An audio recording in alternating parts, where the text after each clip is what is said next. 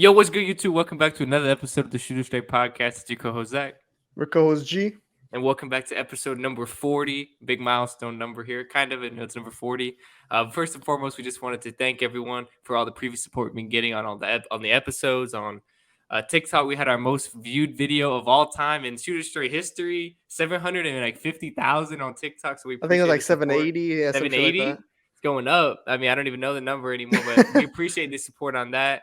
All of our reels been going crazy. We appreciate the new subscribers, the new likes, new comments, new everything, and we're gonna keep running it up here.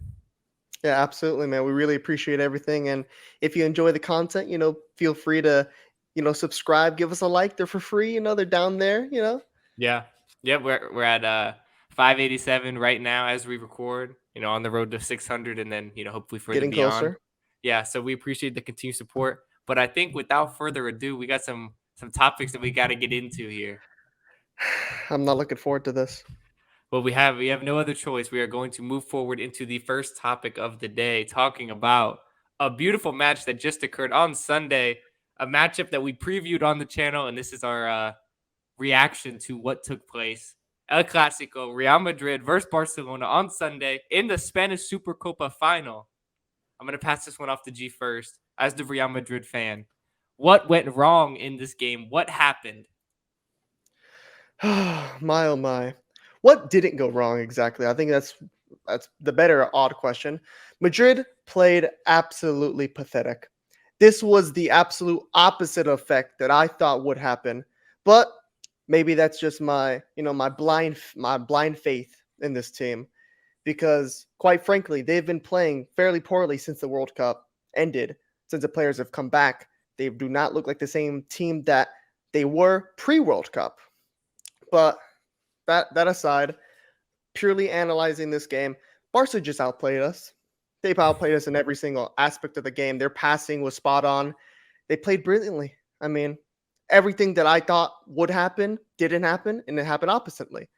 The players lived up to the pressure of this final, and they were able to get it done and win a piece of silverware. Congratulations, Barcelona! You won something. So, the new era, whatever, can start. For you guys winning the Saudi Cup and stuff. But this is into almost a bigger problem with Real Madrid at the moment. I think people are going to blow this out of proportion, think it's the end of the world.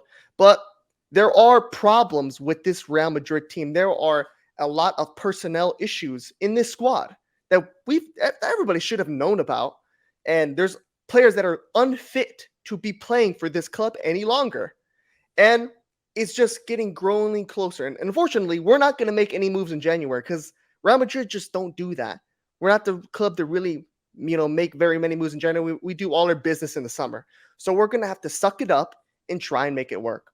But I had to write up a list of players that are unfit and should never play for Real Madrid ever again. First on the list, Dani Carvajal. He is an absolute shit wagon on the pitch anymore. He can't play anymore. This guy, look, he's a legend of the club. He's held that position down for multiple Champions League runs. 4 odd 5? He's done everything he can. But he's hit the point in age where literally high school Spanish children are running by him. I couldn't even name the Barcelona left back before he was, when he's listed on the team sheet. I never heard of this guy. And he's just blown Carvajal out the water like he wasn't there. He cannot guard any longer. He can't do what he's asked to do. I will never understand why they let Rafael Hakimi go. Who made that decision? Who's making these decisions to let Hakimi leave and keep Carvajal? I don't understand. But enough of Carvajal.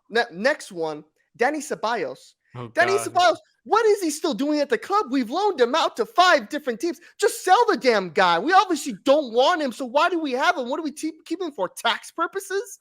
I don't get it. Next guy, Marco Asensio. He's just not it. We need to sell this guy, because what is he doing? He's like dead weight. It's like trying to run a marathon with a backpack full of bricks. This guy doesn't bring anything to the club anymore. I get he gave us some great moments, of that. He played in the Super Copa final. What was it, 2018? Scored two great goals against Barcelona, but this ain't 2018 no more. He hasn't developed, and he's a failed youngster, and we just have to sell him to anybody. Sell him to Sevilla. I don't care. Get him gone. Get his wages off. We just have to get rid of him.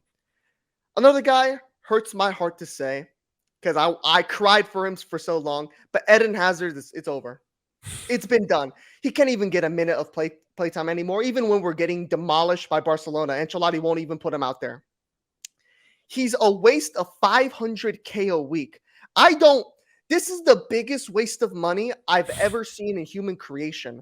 You might as well just take that money, dig a hole, throw the money in the hole, and then just burn the hole. It's an endless money pit with Eden Hazard. Give him to somebody. I don't care. Let him go for free. There. Kill his contract. Yeah, Al Nassr, please take Eden Hazard. We don't want him no more. They're rumored to get him, Please, God. I don't understand. We don't play this guy anymore. Ancelotti hates him. And another guy, a little bit of unknown, but Mariano Diaz, just another guy on our books. Get him out. We have to make room to get other players to try. I mean, shit, get rid of all these players and just bring up people in our academy. I don't care. It has to be new blood into this team because it's an aging team. And another thing that I'd like to touch upon is the fact that we were missing some players. I think that were very important in this game. And I think if we had them, it wouldn't be – I'm not going to straight up say we would have won, but it wouldn't have been as bad as it looked. And that was Tchouaméni and David Alaba. Because our midfield, Camavinga is not playing good right now. And I'm not ready to say it's time to get rid of him because I love Camavinga. He's a great young talent. He was instrumental in our Champions League run last season. I think he just hit a bad pitch of form like every other player on Real Madrid. But Tchouaméni would have done something in that midfield because we are always been a central defensive. We always need a central defensive midfielder. That's just how Real Madrid has run. We need that guy to control the midfield. Even though Luka Modric and Toni Kroos, you think they would be able to, they're too old. I mean, they're playing against 20-year-olds and Gavi and Pedri.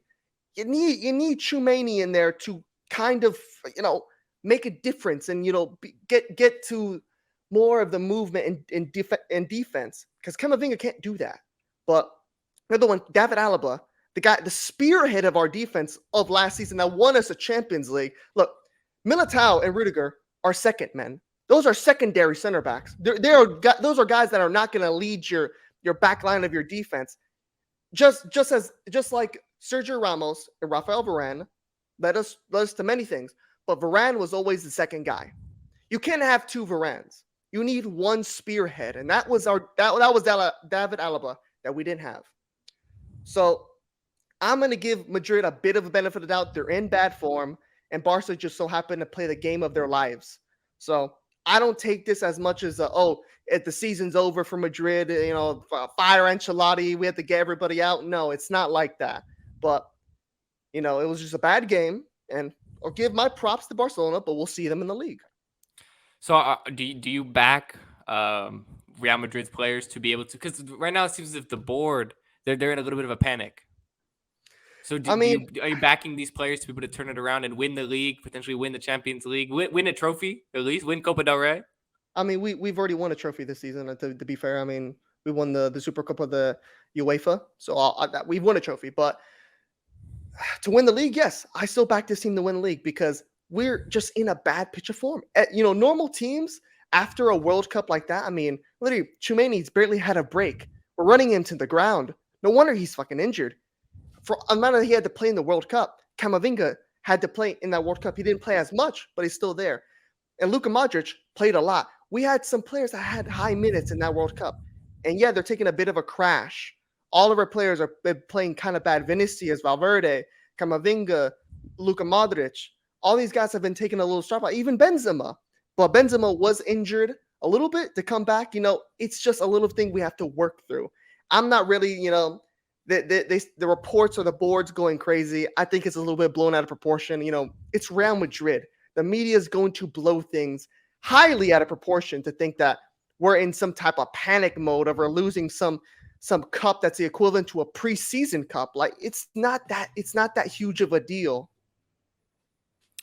And then, so what do you think about the squad depth at the moment? Because I saw the report that this is one of the thinnest Real Madrid like 19 squad. active 19 players. active players. That I don't think that's good just enough. Won't play at all. Yeah, our depth's not the great, but it hasn't been that great. I mean, for the past 3 odd seasons. I mean, it's kind of just something we've always had problem with depth, but now it's just more highlighted because we lost in a final to Barcelona. Yeah. I mean, look, I don't think Barcelona could have played any better than what I thought they would have played, and they did.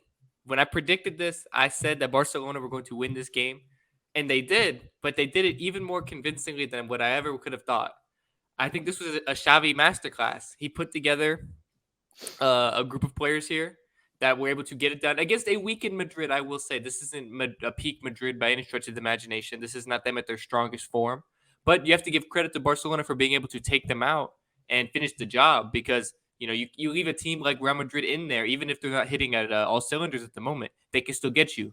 Guys like Benzema, even if they're not firing 100%, you give them one chance and they will make you pay. That's what we've seen in the Champions League. That's what we've seen throughout the history of Real Madrid. They will make you pay if you leave the door open for them, even with a crack. In Barcelona, they shut the door. They slammed it.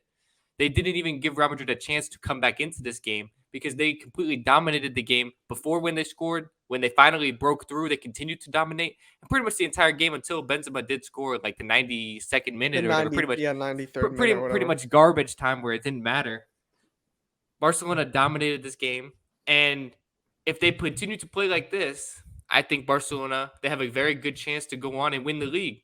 I think it's going to be a very tight race. I don't think Madrid are going to continue this bad run of form. I think they will figure it out. They'll get a little bit healthier, um, and when those things start to fix themselves over time, Madrid are going to rebound. But they're still strong enough right now as things stand to not drop many points in the league. They're only down 3 to Barcelona, and there's still another Clasico to be played in the league. So there's still a lot to be kind of determined there. But I think just based on this performance, it's be crazy to say Barcelona don't have a chance in the league right now, based on everything I'm seeing. And I like some of the business that they're looking to do in January. I think that I just saw the rumor that they're getting rid of Depay and they're bringing in Yannick Carrasco to help them out on the wing. I think that's going to be a good addition. And realistically, I think this squad, there's still so much potential. There's still Pedri, Gavi. There's still so many players that when they play at their best, these are players that are only getting better. So the future is looking very bright for Barca. But I mean, I think that the main focus here, Barca's season outside of La Liga is pretty much over. The main focus here, like we've been talking about, is Real Madrid because they still have a Yeah, I lot mean, to yeah. fight for. They still have a lot to fight for this season with the league, obviously, but then also people are looking at them as the Champions League favorite at the moment. One of them. Like every year, you have to look at them as a favorite. Yeah, I mean, that's how it is. I mean, Madrid usually always prioritize the Champions League over everything. It's always been we are the Champions League team, the kings of Europe. And we've always been lacking a little bit in the league up until, we start. I think we've won 2 of the last 3. But Barca, that's kind of all they're playing for at the That's all they're moment. I playing mean, for. Yeah, they're kind of that's going for like the domestic treble yeah. because they got kicked out They got nothing else. of Europe. And I didn't hear a lot of the media talk that much when Barca were kicked out. Maybe I'm just annoyed because I'm getting tired of spammed with all this shit the club is like in this recession or something, that we're falling off. But Barca are in Europa League, and will they even win They Europa League? I don't know. they got some tough competition. They got They Arsenal and got Manchester they United got in they there. got yeah, Manchester United, which they got how they're with the form they're on right now. I mean, good luck. Yeah, no, it's going to be very difficult. I don't know. To be honest, right now, if we made that prediction, I don't know if I'd pick them. It'd be tight. I don't know if I would. I think But you should. I think Barca are going to continue to play like this. I don't think they're gonna. I don't think we can expect too much different. I think that they're going to play like this for the rest of the season. So then it's going to be up to Madrid. If the Madrid play at their best, then we've got ourselves a real title race in Spain to see who's going to come out on top. It's going to be very, very close. Could go either way. But I think my main thing is looking at Real Madrid for their future and for their Champions League run. And I just think that I know it's not their typical transfer policy, but I think they're making a mistake. I think they needed to potentially pick up 1 or 2 guys in the January transfer window to just give a little bit of depth in the squad right now. I think they could use a little bit of I'm not talking about a big signing. I'm talking about a filler guy, a guy you rotational play. Maybe you're only looking at him for the end of this season. There's sometimes where you just make a signing to fit your team for 6 months. That's literally all Madrid might need. But I think they are lacking right now, especially with these injuries in the World Cup and all of that. I think all of that plays into it. They needed to pick up one or two guys, and I don't think they're going to. Obviously, Perez has already kind of said what he said. Yeah. I think they're making a mistake because this squad depth at the moment is looking absolutely terrible, and there's no way they can continue to compete in all of these competitions with this 19-man squad. It's going to be very tough. As soon as you start picking up 1 to 2 injuries to key players, I mean, this is what happens. You get because Shumani, they do not have another player who can play that role.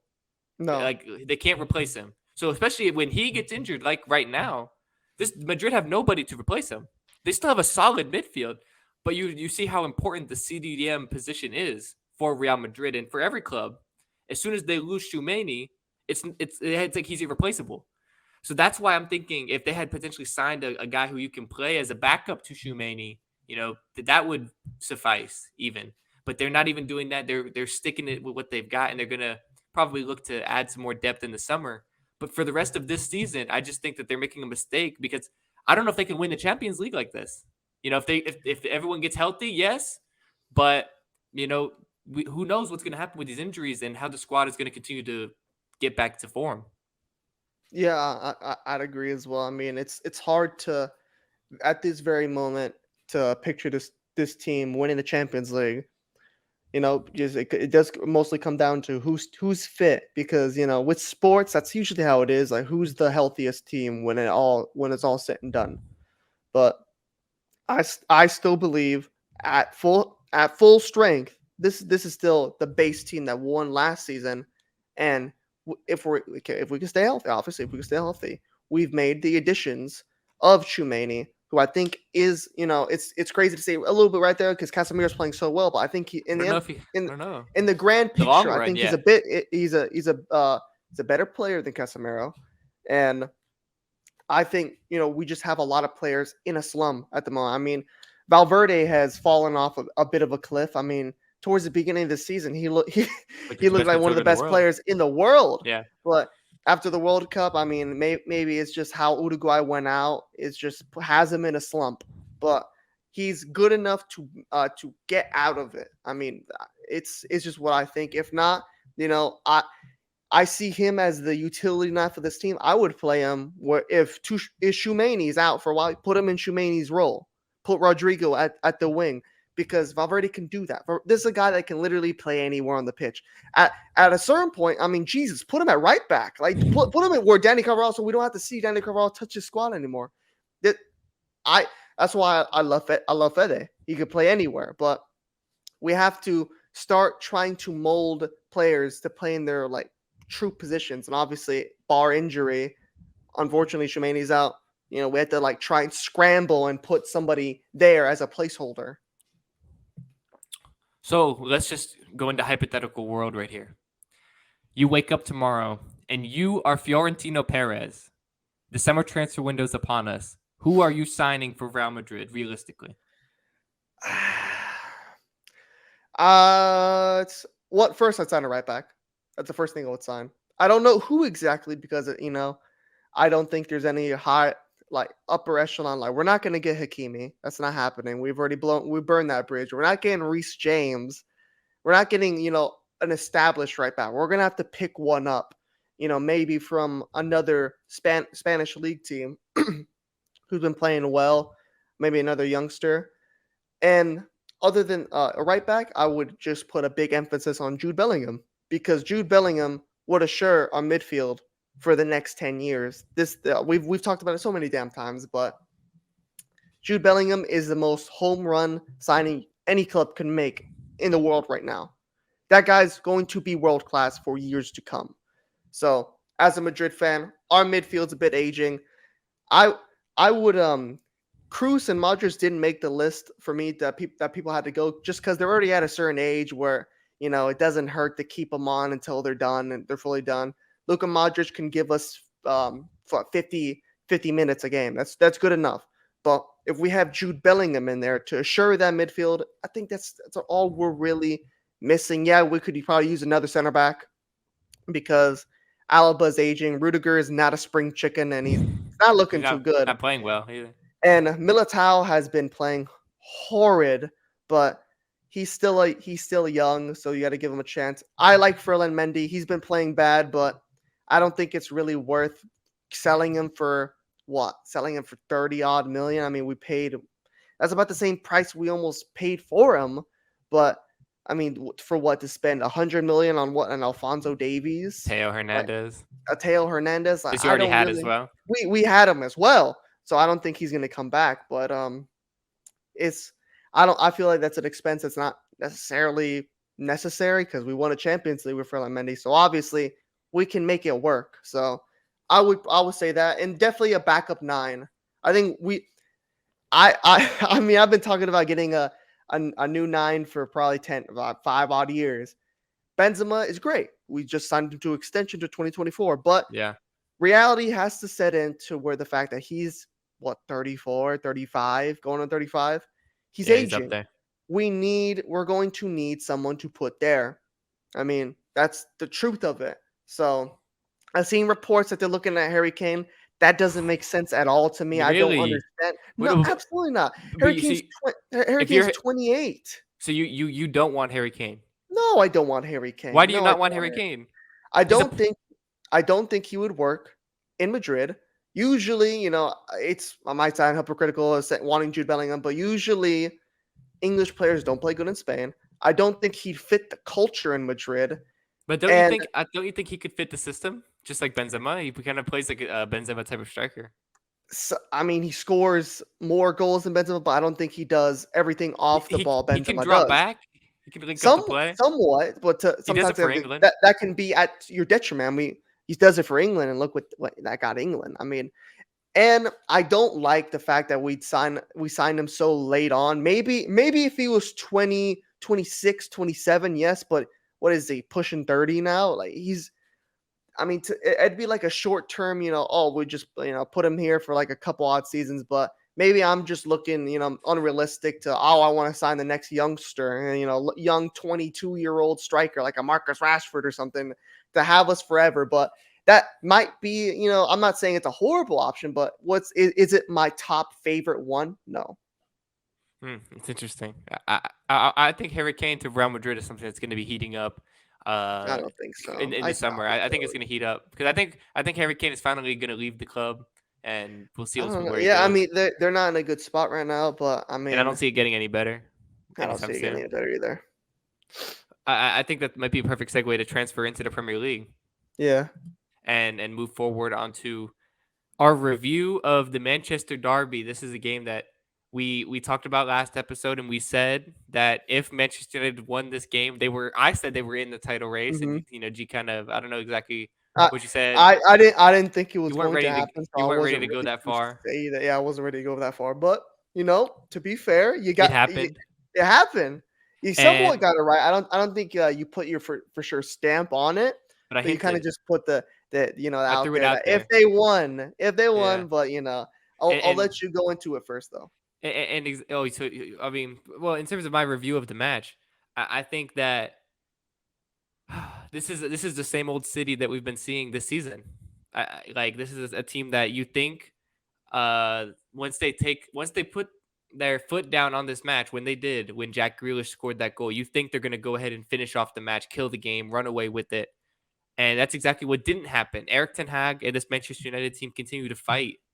And that's what I like about this United team. They don't give up. You can tell that they really play for each other. They play for the badge. They play for Eric Ten Hag. This is something that not all Manchester United teams in the past have had. They have that real continuity. They have that functionality of they want to win for each other. They want to win for the club. This is something that the culture might be coming back to Manchester United, where they believe they can go and beat anybody at any given time. Something that obviously used to be there, that aura of Manchester United. It might be coming back. Eric Ten Hag might be bringing it back. And I can sit here and talk about Eric Ten Hag and why he tactically got it right, how he did it, and all of that. I've talked about Eric Ten Hag in detail before. I just think he's doing an absolutely phenomenal job at Manchester United. This is yet another showing of what he is going to be able to accomplish once he gets the full backing of the new owners that are coming in. We don't know yet. We just heard reports today that the richest man in England, Jim Ratcliffe, wants Correct. to Correct. buy Manchester United. If anyone with substantial money can come and buy Manchester United and back Erik ten Hag, it's going to be a scary sight for the rest of the world because Manchester United will be back. They already are back. Manchester United are officially in the title race from here on in. Every match, I mean, especially the next one they play against Arsenal, which we're going to get into. This is a title 6-pointer. This might make or break who ends up winning the title. This is a huge game for Arsenal, huge game for Manchester United. But you couldn't even be in this position if they didn't beat City, and they did beat City. And I think with Manchester United, they played up to their form that they had been playing. But I think with Manchester City, it's bigger questions that are arising about if they are really the team that they've been in the past. Can they really do it this season, or are they really contenders, or are we just considering them in that bracket because of what they've done in the past? Are they really that good this season? And that's a question that we'll probably both want to get into because people have been debating if Erling Haaland has uh is Manchester City better Well, without Erling well, Haaland? well. And that's a question that we'll probably get into that question once you give your breakdown of what you think happened in the game here. So I'll let you do that first before I get into that conversation. Yeah, I mean, I have to agree with many of the points that you did say. This United team looks nothing like the team that got smashed in the last Manchester Derby. I mean, we all remember that how bad it looked and just the position United were in. It looked helpless. They looked gone. Like, there's no saving this team until they somehow turned it around. And I feel like it's also a bit of an effect of where United are going up and And City are down. City are going down because, like you hinted at, they haven't been playing the same level of football that they have been to previous years, and partial due to Erling Haaland. I mean, shockingly enough, because when you look at this team, like we before the season started, I looked at this City team and I thought it's one of the greatest teams I've ever seen in my eyes. Like, this team looked completely perfect. But similar a bit to Real Madrid, after the World Cup, they have players that are playing severely out of form.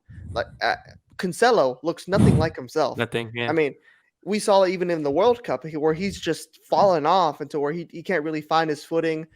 Erling Haaland had probably the worst game of his City career against Manchester United. I mean, last time he played, he scored a hat trick, and this one he just looked completely nowhere to be found. And it took Jack Grealish coming off the bench to do something. And I mean, he's become their ultimate super sub. But the City team looks like they just can't seem to create the amount of chances. I mean, I saw a stat that was up. I believe it was up to the 40th minute. It over the span of 3 games, City hadn't had a shot on target. In 3 games, it took up to the 50th minute in the derby for them to get a shot on target.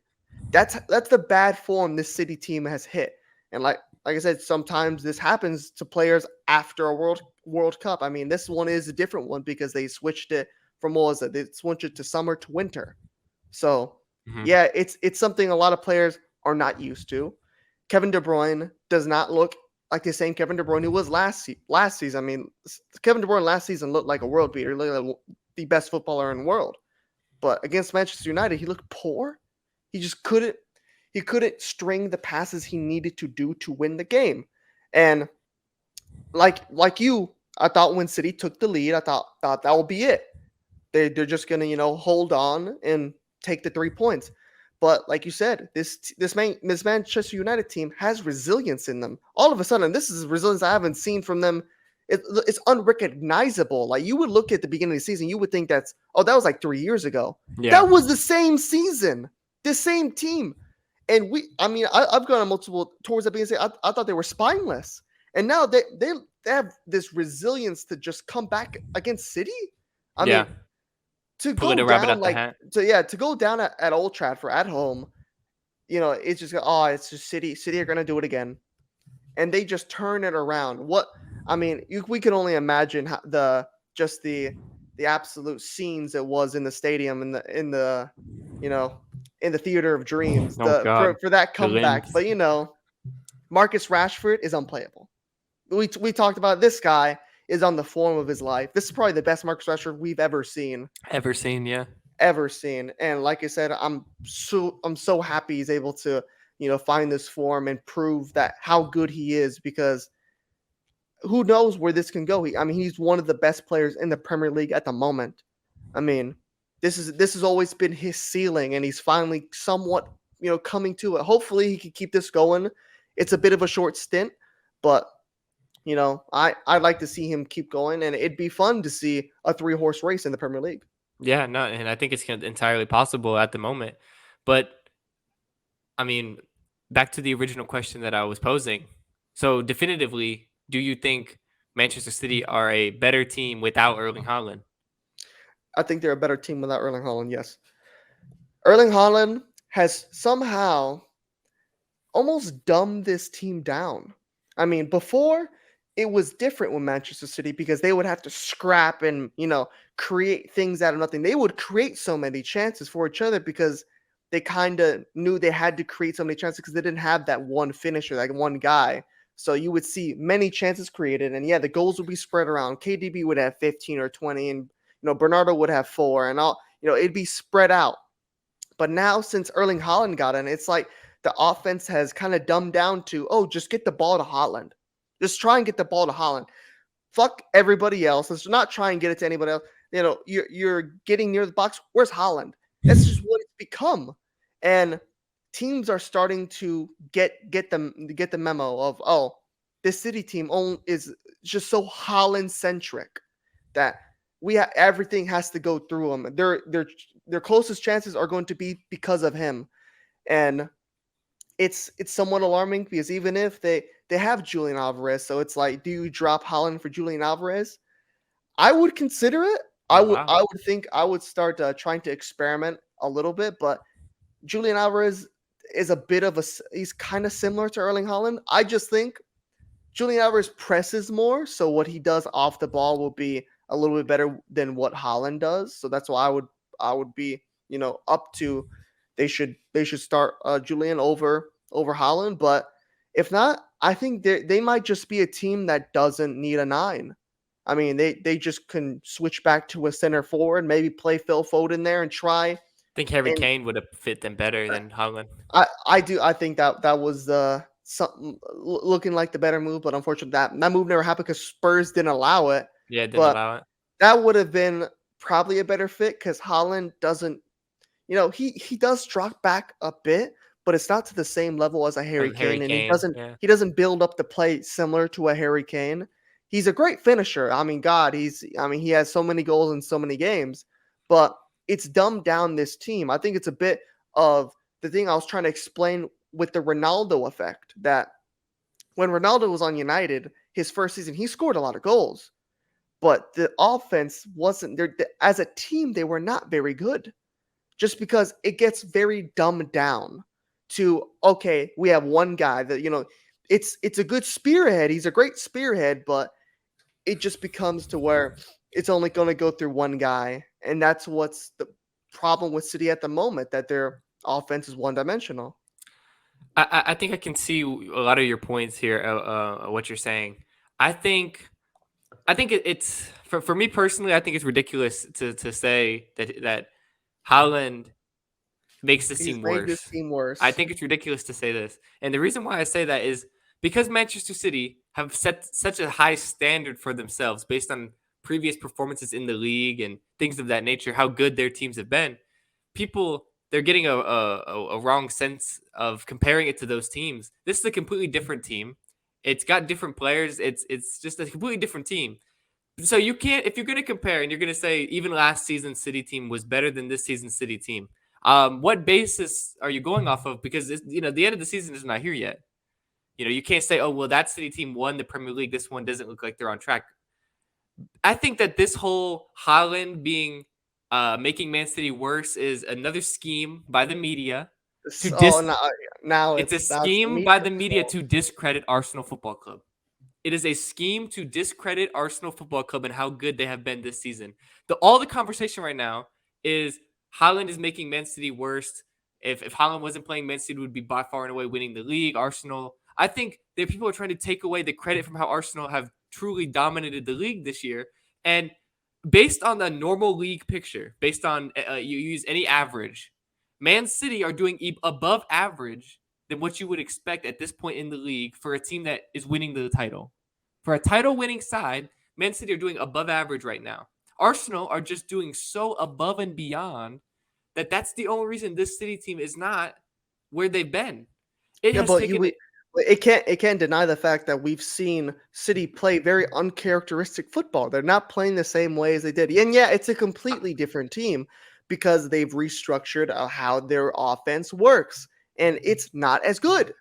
I'm not going to deny that they are not playing as well right now at the moment, and that their offense may not be as free flowing and fluid as it's been in the past. I'm not arguing that.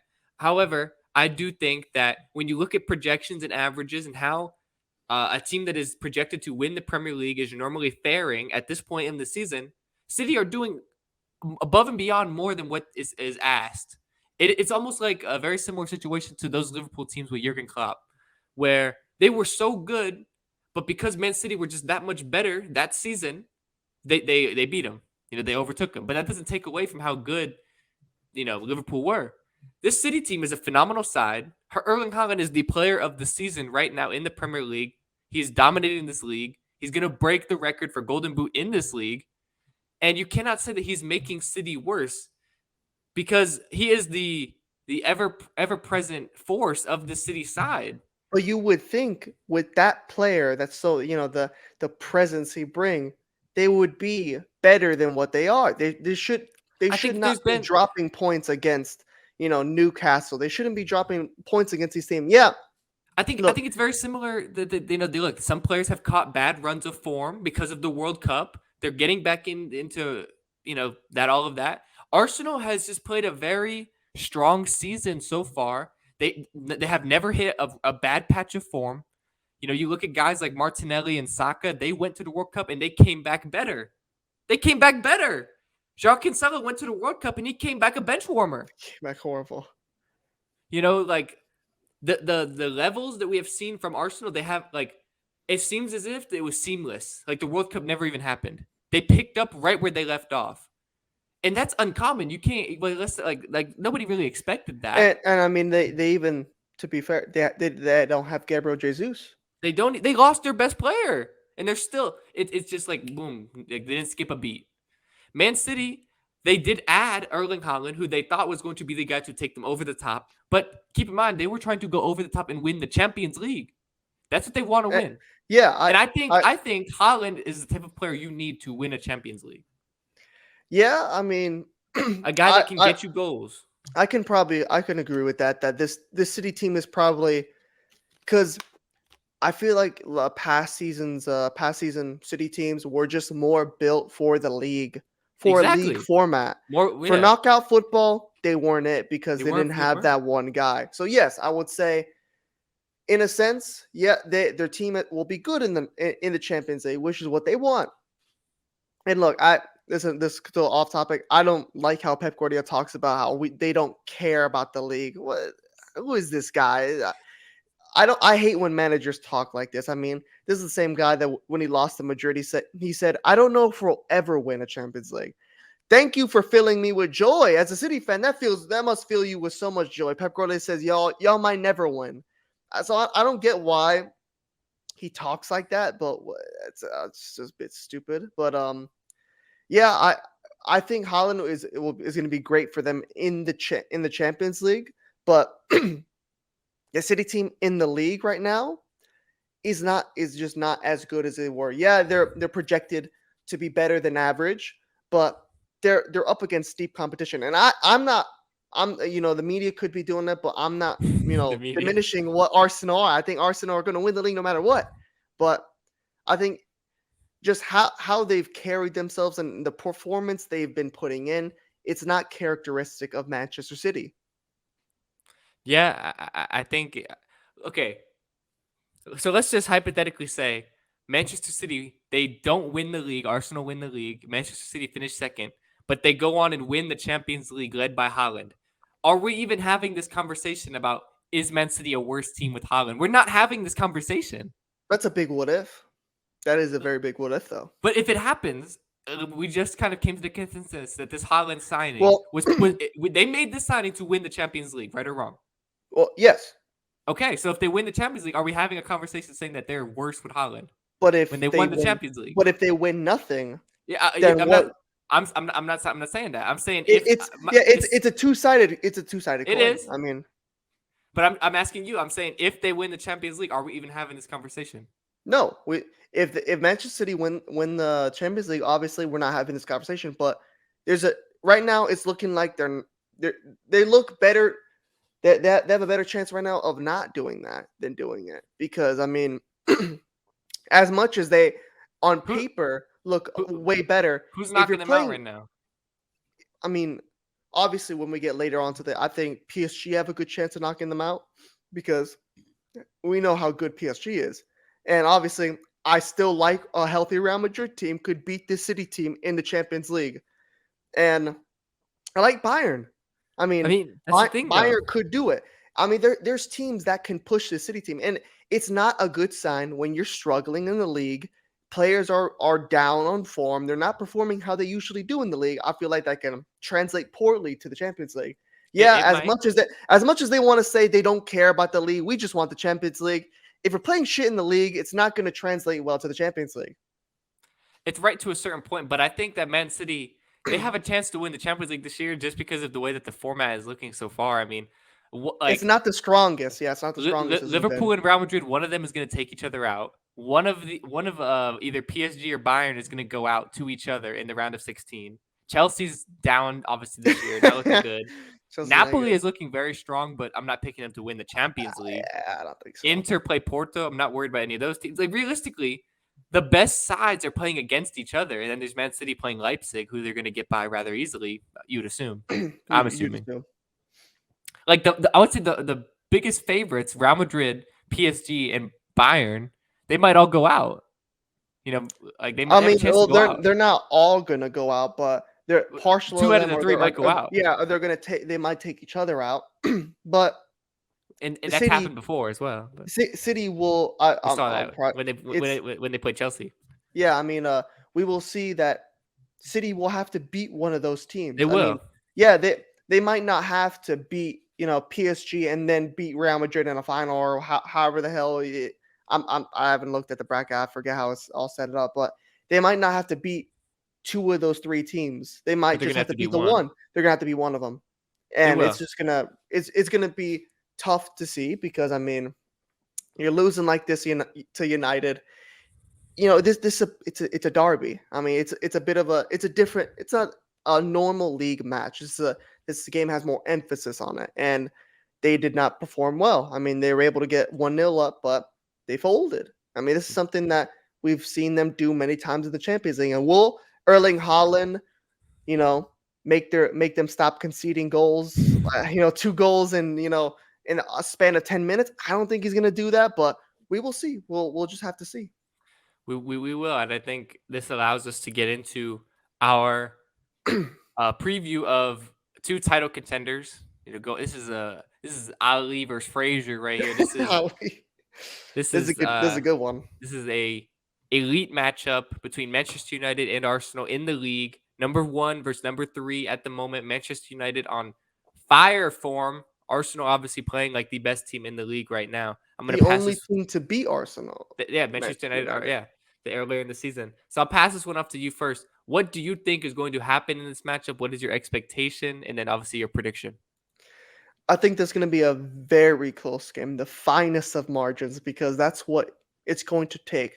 And I think this could be a real title decider. If Arsenal get these 3 points, I mean, how could you not, already just jump on that they're going to win the league?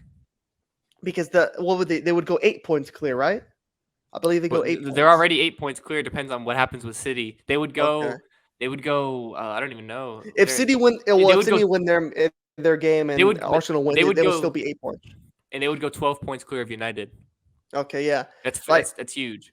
the hugest of margins, and I'm going to side with Arsenal. I'm going to pick the team that's been informed this whole season that their only blip was to this United team. And I think that was part to where Ten Hag just got it tactically spot on with Arteta.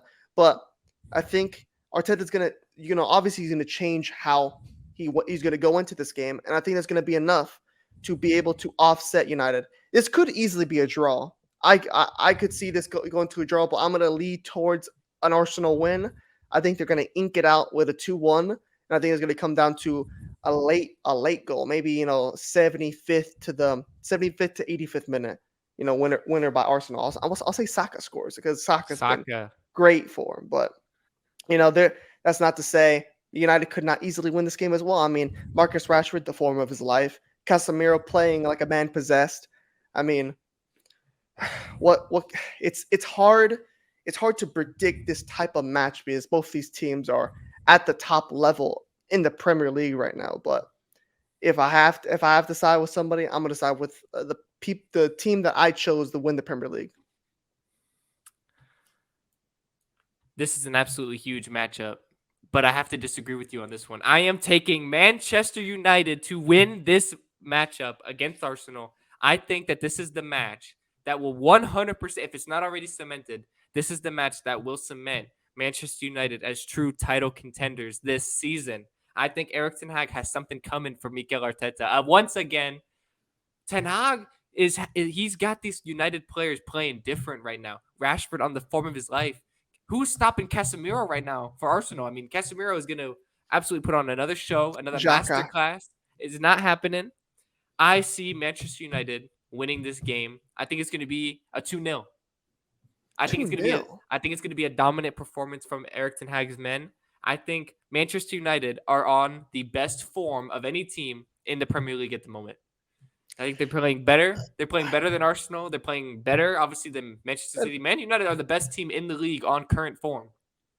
I mean, yeah, in the somewhat small portion size, you could say. I mean, they just beat Since the City. World Cup, So you could say since the best world, team. I mean, other than Arsenal drawing, they haven't lost. I mean, same thing with United, but I mean, these are both teams that are both winning, and Yeah, they Arsenal are. Arsenal have been holding their ground. I mean, it's They it, have it's been. City. United have to come to them. Arsenal have already been doing this, and look, I'll give it to Ten Hag. Ten Hag completely ran circles around Arteta at the first meeting, but this is the second time. And Arteta is such a great manager. I mean, these are the two best managers in the league at the moment. I mean, I would Pep, say so. Pep has been surprisingly slotted to 3, Yeah, and it's going to crazy be to a, say. a tactical, absolute tactical battle. But Martin Odegaard has been playing out of his mind. He This has guy, I been. mean, we've seen this. This is the guy I didn't see it at Madrid. I don't know where this guy has been, but he just seems to flip it when he's in an Arsenal jersey. But this is entire team, and we've talked about resilience. This Arsenal team has it. It's had it all season. It took United had to relearn it. Arsenal had it. So we're gonna see it at the highest level. I'm still, I'm gonna, give you credit for riding with United because you were the first one to say that they were true contenders. I think I they wasn't are. ready to say that, but it's just to me it also does sound like it's just something that's too good to be true. Like United take out 1 and 2 within a span of 2 weeks. I mean, it I'm would. not.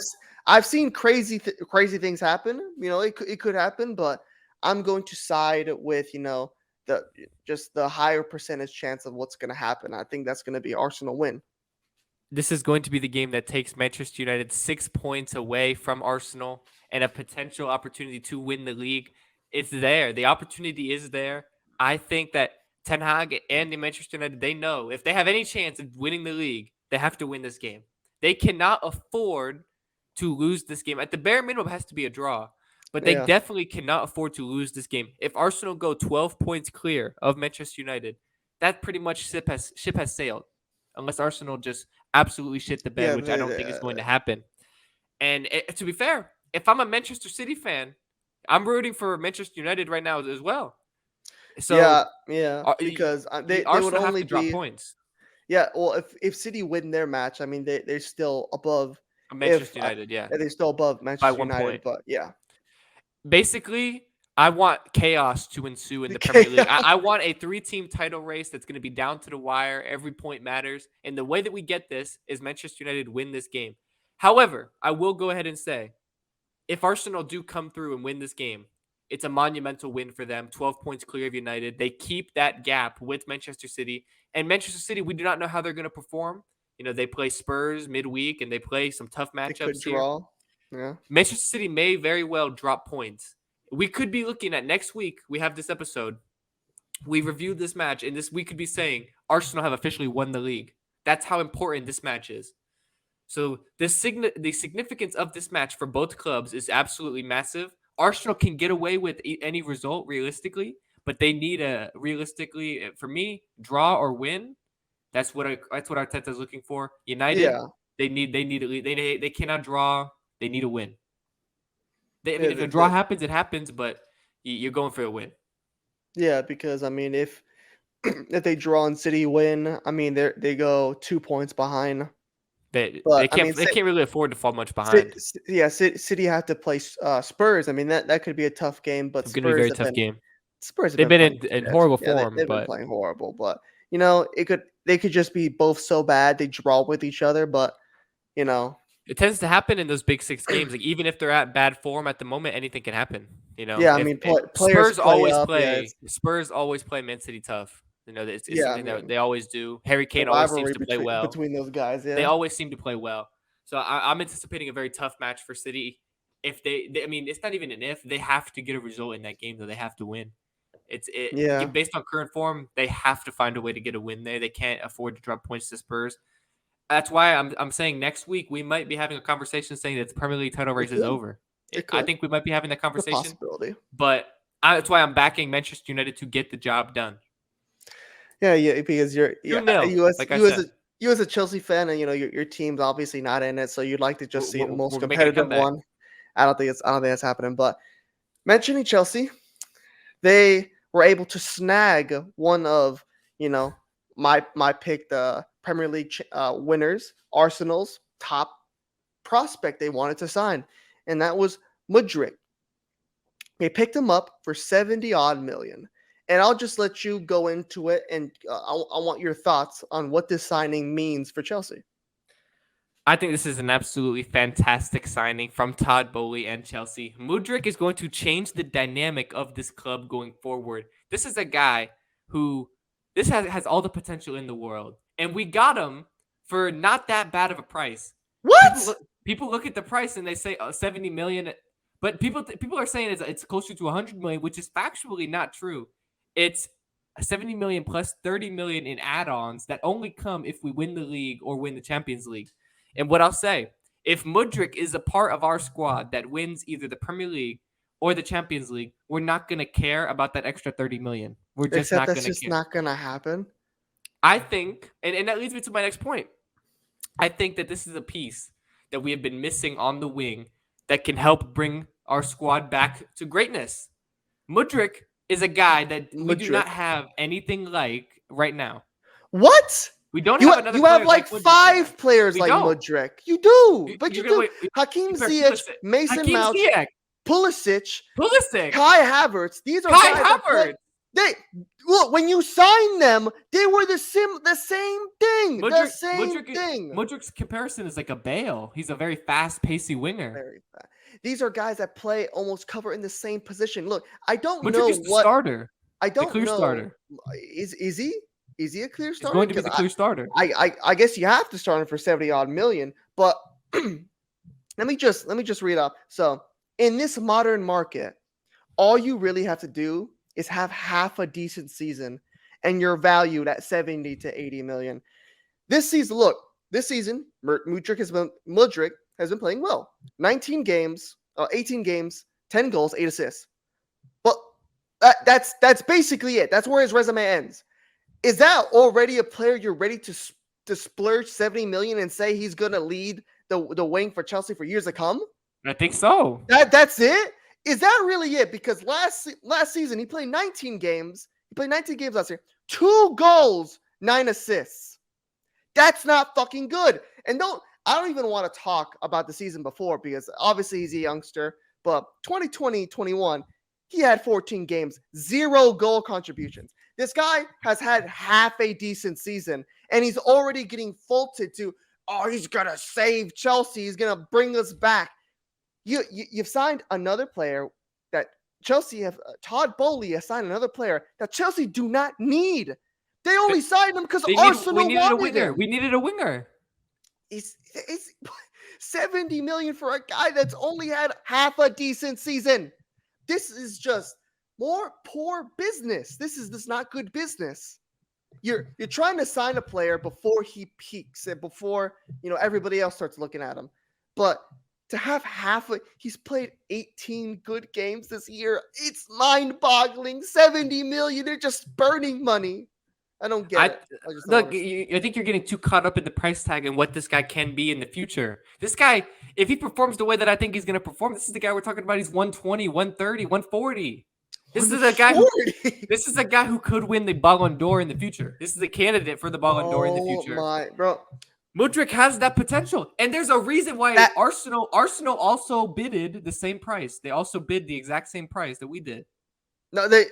No, Chelsea outbidded them. No. It got confirmed today. Arsenal, they submitted the same bid as Chelsea, 70 million plus 30 million add-ons, and he chose Chelsea. I don't trust. No, absolutely not. No. The Shakhtar CEO said it. I don't the trust Shakhtar that. CEO. Literally, Mudryk himself has been said in interviews that he can't wait to play for Chelsea. Chelsea outbid. Look, you could say, yeah, they put in the same 70 million bid, but did they have that same cost for the 30 million add-on? Was that in there? Did they? They did. That's what the CEO said. I don't believe that. I don't trust. So you don't believe the CEO? I don't believe it because Mudryk has been saying he's been so clear that he wanted to go to Arsenal, that he cannot wait to play for Arsenal. Why would Mudryk just say, you know what, I'll go to Chelsea? That did not happen. No. If Mudryk had signed for Arsenal, you would have been saying he's the top talent. Hell no. I wouldn't. No. You would have said that. Absolutely not.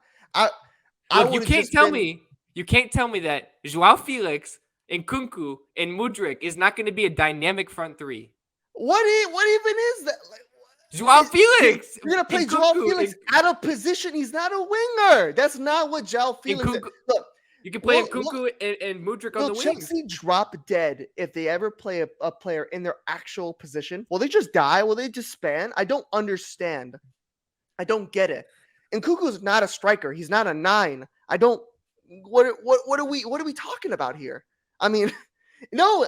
When you tell me that front three, I don't think it's dynamic. I just think it's a dynamic front three. It's better than what we have now. A big waste of money. How is it a big waste of money? It's a good front three. You pay 70 million for a guy that's had half a decent season, and you think he's Gareth Bale, for Christ's sake. This is not. He's got potential. He's got potential. Look. Obviously, he's turned out good, but Real Madrid got Odegaard at 18. We thought he was going to win a Ballon d'Or. We thought he was going to be this world beater until he didn't. It took him literally years on to just now, become a pretty good player. And I can't even name the amount of wonder kids that's just shit the bed. I mean, this is just some absolute just hip. This is clownery. Real Madrid literally signed Endrick for like 70 million as well. And I literally told you I didn't like that. Did I say, "Oh, I'm so glad we got Endrick"? You were happy about the signing. No, I was not. 70 million on a 16-year-old. What is going on? I don't get it. Look, but the thing is, the price is what the price is, bro. Rate the player. You just don't rate the player. I know it's not. I don't rate the player. It's just there's such small sample size. This guy hasn't played a lick of almost any lick of ball. We saw him in the Champions League against the Real Madrid. 2 shit seasons and one semi half decent one right now. Yeah, he's played a little bit in the Champions League, but there's a lot of players that play in the Champions League. I mean, there's a lot. I guess you could say he played well. This is Ukrainian's best talent. Was he in the Champions League? I'll just answer. Yes, he was in the Champions League last season. And guess what? He sucked cock. He was not good. I mean, 2 goals and 9 assists in all comps. That's not very good for a $70 million player. Was he 70 million last season? Look, players' prices go up. This is like crypto. You're buying at the peak, and now he's just gonna dip. I mean, I don't see him translating that well to the Premier League. It's literally the most difficult league to translate. Is Mudryk going to do that? I don't think so. I mean, I think you're just looking a little bit too far into the price tag, and we needed to make this move. I don't get. It's like you were tripping about Enzo. He was Because 100, that's 120 million 150, versus 70. 70 million 120 versus million. 120. Enzo Fernandez is a much more of a better bet. If you're gonna bet on someone, I'd rather bet on Enzo than Mudryk. At least Enzo was some type of piece of a World Cup winning team. What has this guy done? He hasn't really done anything. He scored 10 goals this season. Look, great on you. You had one good. You played 18 games this season. You've looked pretty good. But if we start giving $70 million deals to everybody that just scores 10 goals in 18 games, there's going to be no money left in the world. I mean, they're going to take it all up. They're going to start breaking into all the banks and just taking the money. I think the fact of the matter is we have not properly replaced Eden Hazard since he left the club, and this is the Eden Hazard replacement. This is not This is the Eden Hazard replacement. This is the guy. Don't you This is dare the guy who compare is this going guy to Eden replace Hazard. Eden Hazard for Because Chelsea when Football Hazard Club. came from Lille, he was the best player in France. He won. This guy's the best player in Ukraine. In the Ukraine. In the Ukraine. Oh my God. This is the best player out of Ukraine. Todd Bowley's done it again. Your delusion has no end. This is absolutely shocking business. Chelsea's going to go sign Moise Caicedo. Moise Caicedo. They are going to sign more players. This is not over. What happened to financial fair play? You guys are just buying. They found a way to avoid FFP. I don't know how this has become like, oh, we don't want to spend 120 million on Enzo Fernandez. Let's just spend 50 to 60 odd million on five, pretty shit average players. Let's just hopefully they become good. They can't get Enzo Fernandez for 120 million at one time, but they're paying for Mudryk in installments. Oh my! This installment shit, dude. This is some shady business here. What is this? We're gonna pay you in installments. It's 10 million every year for what type of bullshit? Years. What 10 mil every I year wouldn't for accept 7 that. years. Dude, Todd Bowley could be some like sleaze bag, some scam artist. The new Logan Paul of football. I mean, he could be scamming you. This is not. It's just not good business. I don't know why. In 2030, Shakhtar will be getting their full money. 2030. I guess they don't. They must just say, "Fuck it, we'll get our money when we get our money." But this team is the most expensive 11 in the Premier League, and it's gotten you to 10th place. We just signed this guy. We haven't even given him. No, it's not even just this guy. The whole signings, this team, including the players that are already on it, it's the most expensive team in the league. And look, it's only getting more expensive next year. Yeah, just because. Like I've been saying, they have been signing players that don't fit what they're trying to do. Like I said, you need a Jorginho replacement. You need an N'Golo Kante Graham Potter was the guy who told Bowley to go get Mudryk. Graham Potter called Todd Bowley and said, "I need Mudryk." That's what the media say. Graham Potter himself said it. I guess that's what he said. I mean, I don't know how you look at. I don't know how Graham Potter looks at this team and is like, oh, Jorginho, we don't need to replace that guy. N'Golo Kante, he's like glass. He's basically been dead for like five months. We don't need to replace that guy. It's okay. Just sign another center back and sign another Kai Havertz, won't you? So now you think that Mudryk is going to be the next Kai Havertz? Just another guy. There's going to be another guy. God. Kai Havertz had a more impressive season in the Bundesliga than this guy. And look what that's got. And look, it got you a Champions League. It got you on to go in the Champions League final.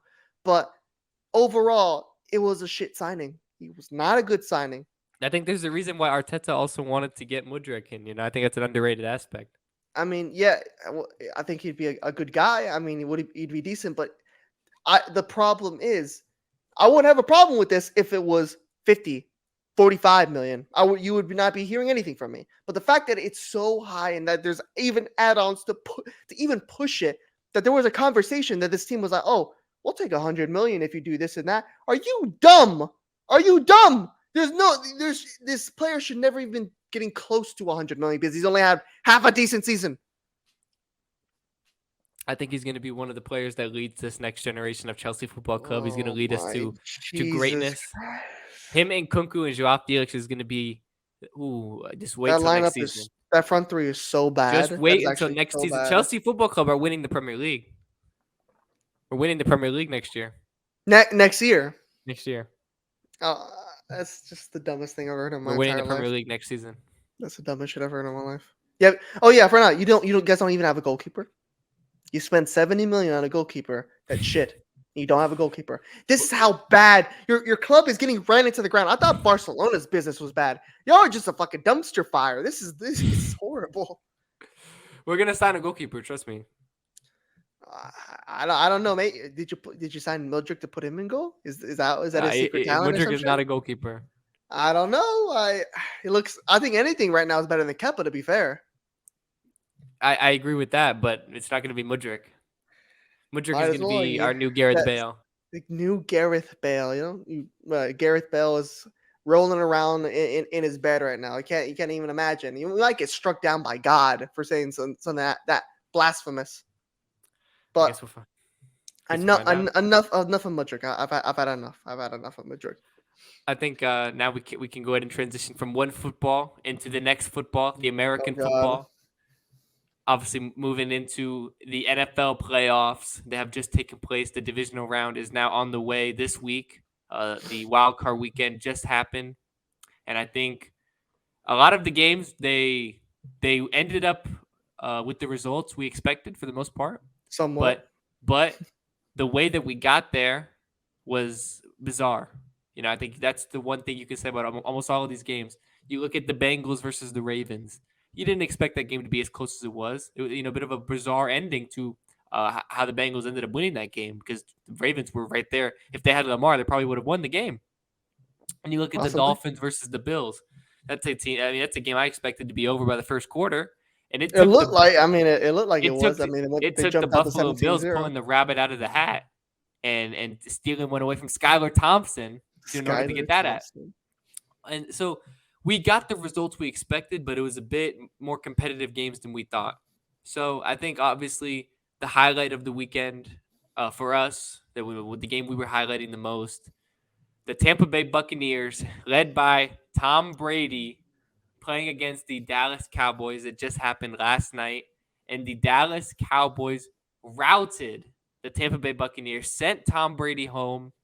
And I got to pass this one off to you first for your initial thoughts on the Tampa Bay Buccaneers getting smoked by the Dallas Cowboys. Oh Lord. Well, that didn't go as planned. The Cowboys just played the perfect game. I mean, this team looked nothing like the team they were in the past couple games. They looked nothing like the team that played the Commanders. Dak looked nothing like what he had looked like for the past couple games. Dak looked like every bit of the guy that he was, his contract says he is. I mean, he played the perfect game. I mean, what would he throw 5 touchdowns? And he rushed for he rushed for one. Like this guy played the perfect game. Yeah. And if the Cowboys are going to play the perfect game, and you would literally need the Bucks to play immaculate. And that's not what the Bucks are. That's just not what they are. I mean, I think we witnessed the last game Tom Brady will ever play with the Buccaneers. I think he's gone. I think that's it. Because this team, I think they just fired Brian Leftwich. Yeah, Byron Leftwich, yeah. This team is a disaster. I mean, the coaching staff needs to be looked at. I mean, this I'm not gonna fully blame. The players have been playing bad, but there's something really wrong with how Todd Bowles has what he's done to this team, because it's still the same core that was one blown coverage away from beating the Super Bowl champs last year. What happened? What has happened? I don't know what's going on. I mean, yeah, they've had some injuries in their offensive line. They can't really protect Brady that well, but that core is still there, and they look not even the shadow of what the team they used to be. I mean, their offense looks so bad, and I mean, I get Todd Bowles is the head coach now, but he still had to say in the defense. I mean, he was the defensive coach. This defense looked horrible. It could not stand with the Cowboys. There's nothing they could do. I mean, every time bar the first 3 plays where it was 3 and out for the Cowboys, they were just perfect from then on. There's nothing the Bucks could do to stop them. And I mean, it's. I think this. If I were to give blame for this game, you get obviously you give blame to Brady. It was not a great game for Tom Brady. He was missing throws that he usually makes. A little bit of the fact that his offensive line cannot protect him, and he's not really willing to take the hits the same way he used to, especially for a team that he kind of I don't think he's going to play for anymore. So he wasn't really willing to go into the hit to get the pass through all the way, but I'd give it most to the coaching staff. The play callers. This team should not be as bad as they are. I mean, bar what they were last season, how close they were to making it in the Super Bowl. I mean, it was an absolute disaster from the Buccaneers. A bit of how their whole season have been. It's been just so bad, and it's just all going to really end with where's Tom going to go now? I mean, that's the real question now. The Cowboys, America's team, they shocked the world last night. They pulled out a performance that nobody, and I mean nobody, expected. Myself included. I picked the Bucks to win this game when we did our predictions. I thought that the way that the Cowboys had played at the end of the regular season, combined with the fact they were going to be playing against the Tampa Bay Buccaneers, led by Tom Brady, a team that they had never beat, or a player that they had never been able to beat as an They've organization, never beaten, yeah. at home in Tampa. I figured this was the game that was going to rattle the Cowboys players. They weren't going to be able to get it done. Brady was going to be able to pull a rabbit out of his hat, somehow get a win with this Bucks team. And that's exactly what didn't happen. It was an absolute coaching masterclass and player masterclass from the Dallas Cowboys. Mike McCarthy, I tip my hat. I tip my hat to Mike McCarthy because he put on a show with the way he was able to get this Cowboys team looking. This Cowboys team looked night and day to how it had looked at the end of the regular season. I mean, Dak Prescott, he played like he did when we were talking about him after the Minnesota game. He played just as good of a game, if not better, than he did that Minnesota game. This might have been Dak's best ever performance in a Dallas Cowboys uniform. It was last night against the Bucks on the road in a playoff game. I think the Dallas Cowboys. This is the Cowboys team we expected to see. After a certain point in the season, and if we continue to get this Cowboys team, they can make a Super Bowl run. It's possible. They Yeah. can make a Super Bowl run. If Dak is going to play this well, this Cowboys receiver group is going to play this well, this defense is going to play that well, they can genuinely not only make the Super Bowl, they can win the Super Bowl. But we're going to get into that when we get into our 49ers versus Cowboys prediction here. So with the Tampa Bay Buccaneers, this is the story of their season. This is exactly based on how they played this season. This is what you would have expected to happen in this matchup. Now, the Cowboys were by far the better team, and the only reason the Bucks even had a sniff of a chance in this game was because they had Tom Brady. People gave them the benefit of the doubt because based on how bad they have been, because they have Tom Brady, and not even Tom Brady could save this Bucks team because this team has fundamental issues. Brady needs to have an elite offensive line. And every single year so far with Tampa, that's what he's had, but not this year. This line has not been that good. They can't run the ball. Leonard Fournette, I mean, this guy might as well be a bust out there. Yeah, He he's doesn't horrid. contribute. Rashad White isn't that bad, but he's not the guy He's that not you good want. enough to be your one. He's He's not good enough to be your the one. lead back. The Bucks have fundamental issues on offense that Brady can't fix at this age. And also, their defense is not the same defense that it was. I mean, we just saw Dak absolutely torch them, rip them apart. I mean, it was So I've never the seen amount Dak of blown coverages that were taking place were it's just mind boggling. I mean, the CD Lamb touchdown on the fourth, I think a 4th and 1. I mean, Yeah. because obviously they weren't risking sending the kicker out there because God knows he's probably working at Los Pollos Hermanos right now. But it's just it's mind boggling the coverages they were blowing. I mean, it's just like what we thought of this Buccaneers defense. It looked nothing like the defense of last season, or God, no, it wasn't even the shadow of 2020. It definitely wasn't. And going forward, I think that the Bucks need to be looking at their coaching staff. I mean, they've already getting rid of Leftwich. I think Leftwich is a little bit of a scapegoat. If that's the only guy to go, I think that To be honest, Todd Bowles should Yeah, be getting looked at. The Todd defensive Bowles has to be coordinator. looked To at. be honest, I think the Bucks, they need to clear the house, get rid of everybody, start fresh, rebuild. They got a Super Bowl based on what they've did here. They hedged their bets with Tom Brady and said we will win a Super Bowl within a couple of years with them, and that's exactly what they did. They achieved the ultimate goal. The Buccaneers, before Tom Brady came to the organization, this was a dumpster fire The organization Succaneers. led by Jameis Winston, a team that was not going to win a Super Bowl for the next 100 years of my life. I was never going to see the Bucks win a Super Bowl unless Tom Brady came to Central Florida and made it happen. That's exactly what he did, and I mean, I tip my cap to him. But the Bucks need to go ahead and look forward. Say Brady's leaving. It's time to get rid of this whole coaching staff. Start fresh. They're gonna probably want to get rid of some players. They're gonna want to go ahead and trade off some contracts, unload a guy like Mike Evans, start fresh, and rebuild because the Bucks have no future with some of these. Sometimes Yeah, they do, but because the Bucks have no future with this core that they have anymore. It's gone. It's finished. yeah, I mean, soon as Tom leaves, it's realistically done. I mean, yeah, I think they have to be looking at to getting rid of some of those contracts, like you said. I mean, taking a look at Mike Evans, they already signed Chris Godwin to a long deal, so you're in the long haul with him. But yeah, they just got to go into a full rebuild, and hopefully, you know, eventually you'll maybe get something, draft someone good to get you somewhere. But I mean, you got to be happy. You got a Super Bowl out of it. There's a lot of teams. I mean, that what the Cowboys would do to do that. I mean, they're trying to do it now, but there's a lot of teams that would do the exact same thing the Buccaneers did to get a To win Super a Bowl Super Bowl. now, win it now. And if that comes at a cost of they're going to be bad for what looks like they're going to lose, but they're going to be bad for probably a better out of a decade. I mean, that's the price they're willing to pay. I mean, I think that's what is to be expected with the Bucks. I think that they're now that Brady is going to leave, they don't really have much going like with their future. No. They don't have a lot of young players that now you can say, okay, we're going to build around this guy. They're going to need to hit on some draft picks.